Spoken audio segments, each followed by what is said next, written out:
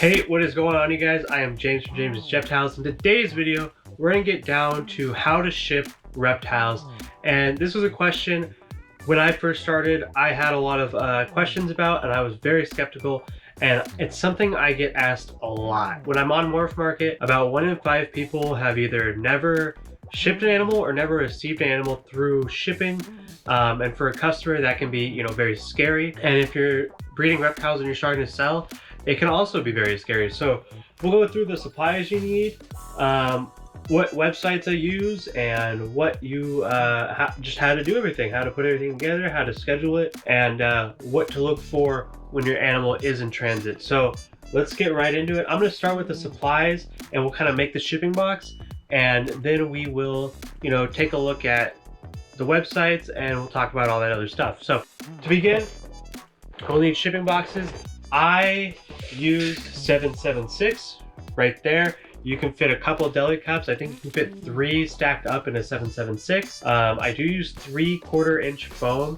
They give you the option of 1/2 and 3/4 inch. I like 3/4 inch. It insulates a little bit better. It is going to give you a little bit less room on the inside. I'm not too worried about it. They do offer different size boxes. If you need to put a giant snake in a snake bag, you can get a bigger box.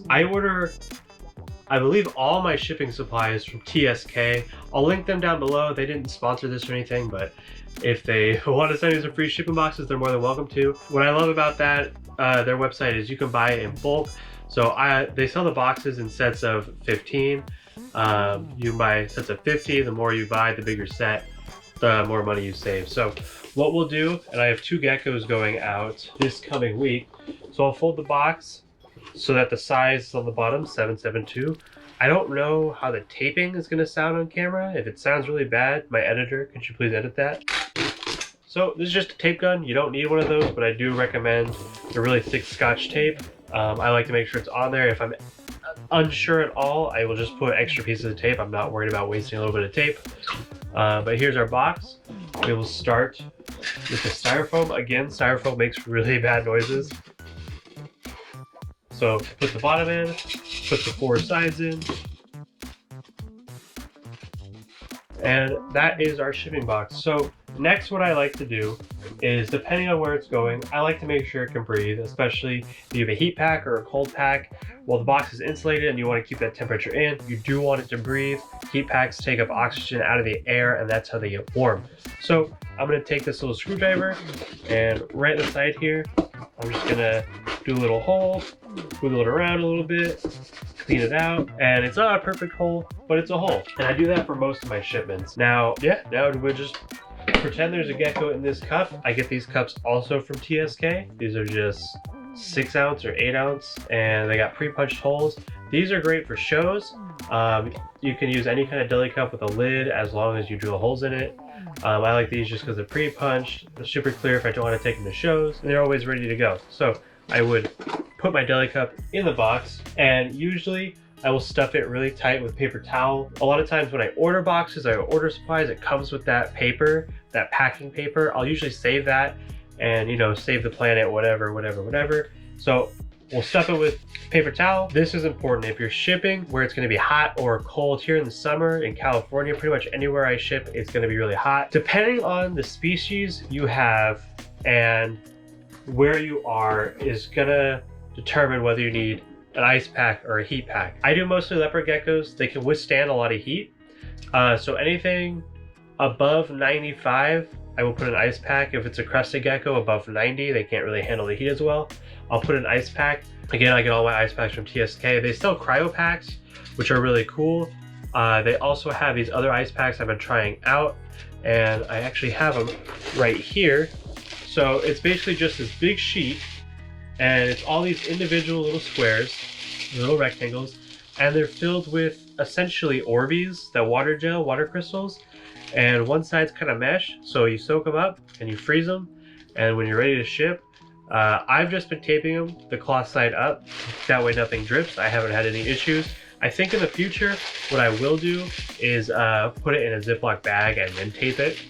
So basically what you do, if you're gonna put a hot pack or a cold pack, the hot pack will tell you, leave the red strip out. So what you do is you'll just tape 2 lines. The heat pack will be right here with the red strip. If you're doing an ice pack, I like to tape it a bunch of times. I'll maybe do like one long ways and two this way, just because, you know, they condensate, and you don't want the water to get the tape wet and it to slide around.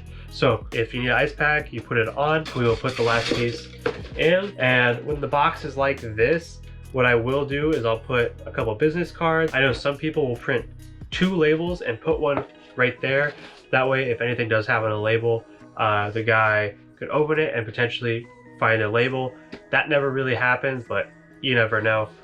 So then what we'll do is we'll fold it so we have contents right here. I would put a piece of tape right here, put my packing label, which we'll go over in a minute, on this side, and over here where it says contents, you would put 1 and then the scientific name of whatever animal it is. So if I'm sending 1 leopard gecko, 1 Eublepharis macularius, crested geckos are Corelliphus ciliatus or something like that. I always have to Google it to make sure the spelling's right. And remember, scientific name, everything is lowercase. So that would be packing the gecko. When you're all packed and you're ready to ship, you really want to get to FedEx as late in the day as possible. Most of them won't take next day shipments after 5 o'clock. You might want to call your local office and see, or go in. It's usually the FedEx ship centers, not a FedEx that's like a Kinko's or whatever. They're not Kinko's anymore, I know, but not a print one, but a shipping center that looks like kind of a warehouse. I have one 45 minutes one way right next to my work and 45 minutes the other way in the Bay Area. So depending on what's going on that day, I can go either way. It is far. Most people have one closer to them. But yeah, that's what I would do. And you will be able to track the shipment. So it is next day. In most cases, it will tell you, hey, we're gonna get there before 10 o'clock or before noon. Those are usually the 2 times. If it gets there later, it's usually later that same day, around 4 to 5, or the next day, 10 o'clock to 12. I have had a lot of shipments, not a high percentage, but I've shipped, I think, close to 200, 150. The website tells me how many I've shipped, close to 150 animals, and I'd say maybe 15 of them have gone, 15 max have gone next day, the second day, but absolutely none of them have died. All of them have been in perfect condition. And that's one of the things, if you look at my MorphMarket, under the ratings, I have like perfect ratings. I don't know what word I was looking for there. Virtually perfect ratings. There you go. And that's because I know what I'm doing.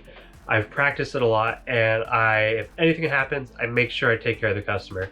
I've never had to do it, but if an animal died during shipping, I take that as my fault. Now, if the gecko's on time and it's sitting at their front door and they're not there to receive it, I don't take responsibility for that. It's something you want to let the customer know. So that's what you need to ship. I use Ship Your Reptiles to do all my labels. I think they're great. If you ship a lot, you can call them and they'll give you a discount, and you just log in and it's great. So imagine you post an animal on MorphMarket. It's your first animal, you're not sure, and someone the next state over wants to buy it. You say, hey, I would always tell them, hey, it's my first time. You tell them, hey, it's my first time shipping. I have done a lot of research, but I just want you to know. So what you would do is you say, okay, we're planning on shipping from Monday, Tuesday, or Wednesday. Those are the 3 days you really should ship live animals. And Monday is not even a great day because Monday has the most boxes because no one can ship on Sunday. So I aim for Tuesday. So I would go, hey, I'm going to ship Tuesday for Wednesday delivery. Make sure you're home. And they go, great. They'll pay you. They'll send you their address, or you can ask for their address. And so then I go onto the website, Ship Your Reptiles. I plug in my information, I plug in their information, donate $1 to US ARC. I always go with the suggested address if it looks right.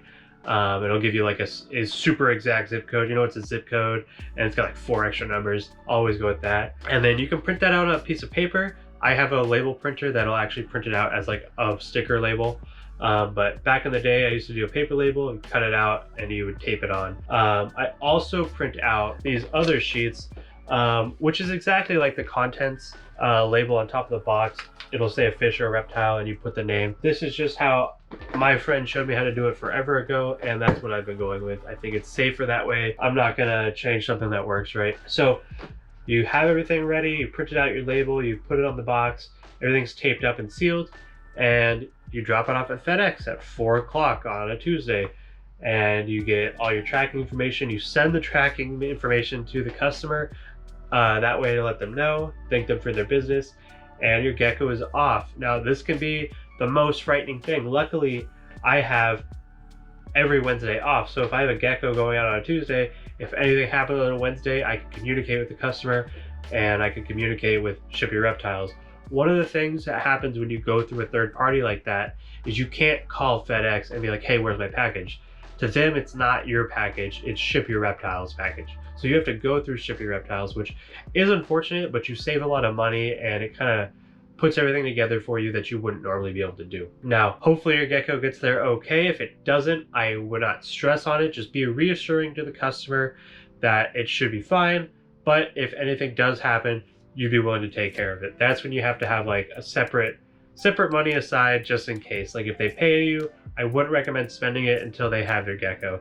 And then you get into like live arrival insurance, and health insurance. If the gecko has any kind of, and I have it on my MorphMarket, if something happens to the gecko and they think it's my fault within however much time it's got there, if it's the next day, if it's 2 months down the road, if they think it's my fault, in my notes it says, hey, anything is up to me. If you show me the picture of a gecko and it clearly looks like you're not feeding it or you're feeding it the wrong thing or whatever, I'm going to tell you, hey, I'm going to be straight up. That's on you. If it looks like it's sick and, you know, for whatever reason, I feel like that could be my fault, I may be like, hey, let me send you another gecko. Let me refund your money, whatever. I wouldn't offer to pay vet bills. Vets are extremely expensive. If they want to take to the vet, that's on them. But yeah, that's pretty much it for shipping live animals. If you have any questions, leave them in the comments for anyone else. So that way, if they have a question, maybe you guys have the same question. Maybe there's something obvious I missed out on. It can be a lot. Don't get me wrong, it can absolutely be a lot, but it's one of those things where if you do it once, it's so much easier the second time. You just have to make sure when you do it the first time that you've gone over everything and you've covered all your bases. You don't want to go and rush into it just to do it and get it over with. You want to make sure you do it and do it right. And then the second time you go to do it, you're like, okay, well, I already have my boxes. I know where my FedEx is at. I know how to print the label, yada, yada, yada. That's going to be it for today's video. I hope you guys enjoyed that. Make sure to like, comment, subscribe. All that definitely helps out the channel. And I will catch you guys in the next video. Keep having fun with the reptile hobby. Peace out.